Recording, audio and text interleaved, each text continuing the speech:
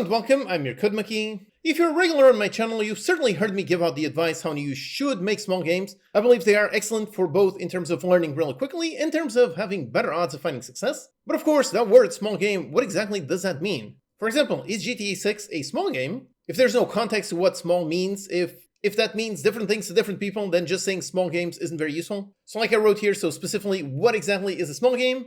And then based on that answer, so what exactly is a good release schedule? So if a small game is something that you should make in 3 to 6 months, so perhaps a good release schedule is launching 3 to 4 per year. If you want to escape tutorial hell or level up your own skills, then check out my Game Dev Practice Lab. This is a hands-on practice program meant for both beginners and intermediates, where you actually apply what you're learning. There are weekly game mechanic challenges where I give you the starting project files and a set of objectives that you must do in order to complete. Doing this really forces you to do, which in turn really forces you to actually learn, as opposed to just blindly watching videos where you don't really learn anything. So if you do want to level up your skills, if you want to start doing instead of just watching, if so, then check out my Game Dev Practice Lab with a link in the description. And right now, during the launch, you can get it for 20% off. Anyways, like I wrote here, so I always recommend you make small games. They're great both for learning really quickly and for having better odds of financial success. But small games is very relative. Everyone has different ideas on what that means.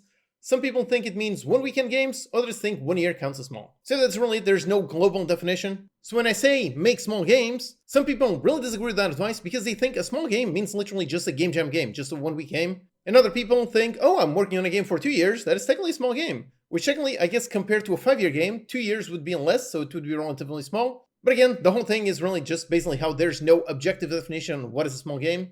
So here, let me give you my objective definition on what that is, so you can better understand what I mean when I say make small games. And based on that, basically what kind of release cycle do I recommend per year? So based on definition on how much time is a small game, based on that definition, how many games do I recommend you publish per year? And to answer this question, what exactly is a small game? So first, I would say it actually depends on your skill level. This is actually one of the most important factors when it comes to defining what is a small game. It is how a small game means one thing to one person with a certain skill level and means something completely different to someone else with a completely different skill level. So for example, if you're a complete beginner, then I would say first learn the basics through some tutorial or guided course. For example, my free Kitchen Cows course, this one is still really great for beginners. And then after you do that, when you're making games just by yourself, start off super small, like 1 weekend to 1 week games. That, I would say, is basically the smallest definition of what exactly is a small game, which is indeed 1 weekend to 1 week games. So this is my recommendation for a starting point. So you first learn the basics through some tutorial or guided course, just because if you instantly go out on your own, chances are you're just going to be very frustrated because you don't really know how to do anything, just because obviously you are a beginner. So that is why I recommend a nice guided path that you can just follow in order to gain a base solid foundation of knowledge. And then when you're making games by yourself, yep, 1 weekend to 1 week games. That is basically what I, let's say, accidentally made myself.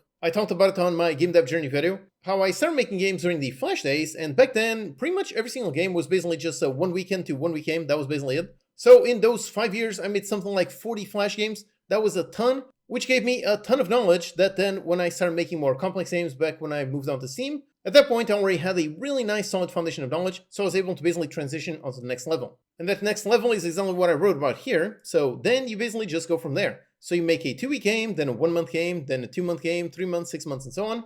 And I would only do something over 6 months once you have published a bunch of games and are very confident in your own skills. 6 to 12 months would be my recommended sweet spots once you're already experienced. This really is the key point. If you are a beginner, I do not recommend you make 6 to 12 months games. Nope. If you are a beginner, I recommend you gain a ton of knowledge by making really tiny games, really focused games, very small. Like I said, things between 1 weekend to 1 week games. You will learn an insane amount by making, let's say, 10, 20 of those really small games, as opposed to just spending those 6 to 12 months on one big game. So essentially, this whole path is you start off very small, and then you slowly increase the size of the games that you're making, basically as your skills are actually improving. And then, like I wrote here, so I would not recommend going over 12 months unless you have validated your idea and you know you're actually on the right track. This right here is a keyword, validated.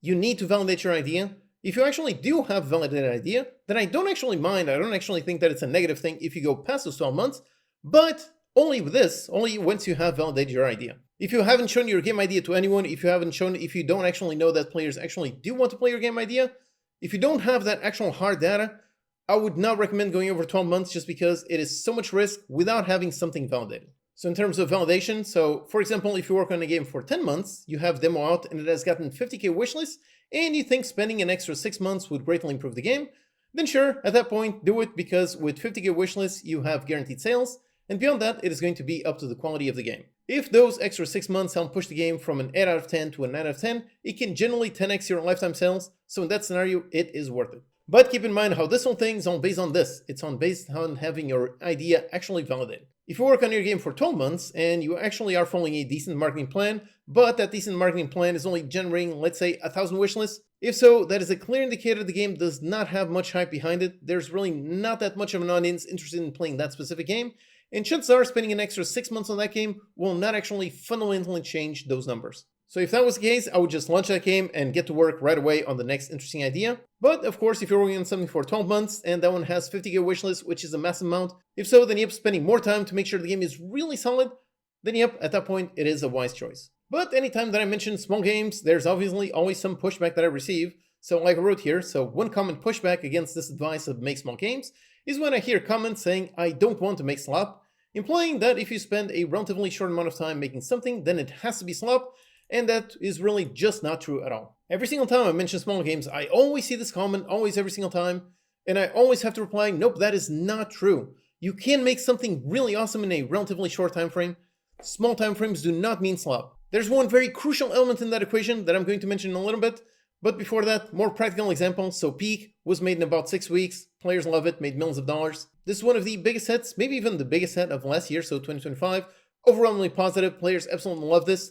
And yep, this game was originally made in really just about 6 weeks. The team was really just prototyping game ideas. They made this. There you go. Massive hit. Second recent example, a game about feeding a black hole. This one was made in 5 months. Made over 500 grand in the first month and players love it. So you have another one that was made in a time frame that I would classify as a small game. And yep, again, very successful from a financial standpoint and also from a player standpoint. Players love the game. So this is a great example on how making something in a small time frame does not mean slop. You can make something really awesome on a short timeline. And for me personally, I would mention my own game, Ding Guardians. I definitely don't think this game counts as slop, and this one was also made in about 7 months. And actually that was 7 months sort of part-time since I was working on this game, whilst at the same time working on this channel making videos. So yep, this is a factory automation strategy management game, and yep, this one was made in about 7 months. So small amount of time does not mean slop, does not mean just Flappy Bird. And the crucial point is what I said here. So as long as you're skilled, you can definitely build a ton of quality in a relatively short time frame. And if you're not skilled, then just keep gaining experience until you do gain that skill. That's why I mentioned that path on how you start from 1 weekend games to 1 week games, then 2 week games, 3 week games, and so on. Basically, you should only increase the amount of time that you spend developing your game, basically as your own skills increase. That is why I would say, for beginners, do not make 6 to 12 month games.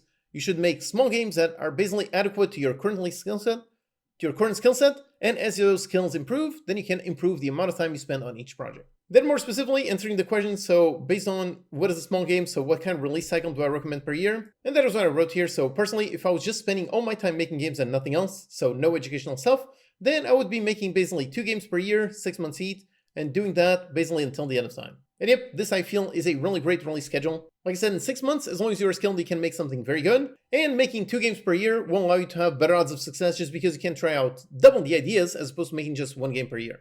My last game, Ding Guardians, was made in 7 months, and that was sort of part-time since I was keeping my YouTube channel alive at the same time. So the one crucial element is what I wrote here, so also remember how your skills greatly impact what you can build in X time frame. The more experience you gain, the better you become, and the more you can build in the same time frame. A beginner will probably only be able to make a very basic game in 6 months, but if you have a decade of experience like me, then 6 months is more than enough time to make a pretty big complex game, something like Ding Guardians, which is an automation strategy survival colony building game. So if you do want to make more complex games, instead of spending more time working on a game with your current beginner skills, I would advise you to build up your skills so that the games you can produce in those same 6 months get more and more complex. This is my main counterpoint whenever someone says how small games equal slop. When you say that, you're basically just saying, oh, my skills are still super low so that in 6 months I can only produce something very weak. And the solution to that is exactly what I wrote here. So basically work on actually improving your skills so that on the exact same time frame, you can keep making more and more complex games, more and more interesting games. If you follow that advice, you will probably not be able to reach a point where something like GTA 6 is a small game. This is a game that literally involves 1,000 developers. But you can definitely reach a point where a small-scale sort of open-world game is achievable within about 6 months, again, provided you do have the skills to do it. If you want to escape tutorial hell or level up your own skills, then check out my Game Dev Practice Lab. And right now, during the launch, you can get it for 20% off. Alright, thanks for watching, and I'll see you next time.